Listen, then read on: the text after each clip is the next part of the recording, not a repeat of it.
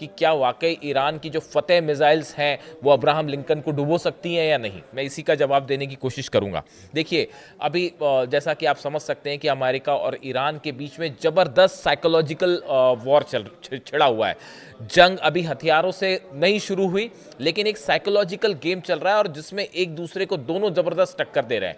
अब देखिए, ईरान की तरफ से जैसे अब्राहम लिंकन जो है वो ओमान की खाड़ी में पहुंचा एयरक्राफ्ट कैरियर, उसके बाद ईरान की तरफ से सीधी वार्निंग दी गई। एक तो देखिए, उनके जो जनरल है मोहम्मद पाकपोर, उनकी तरफ से बयान आया कि ईरान पहले के मुकाबले कहीं ज़्यादा तैयार है और अगर ज़रूरत पड़ेगी तो जो है हम करारा जवाब देंगे और अब्राहम लिंकन को सीधा टारगेट करेंगे, इस तरह का बयान आया।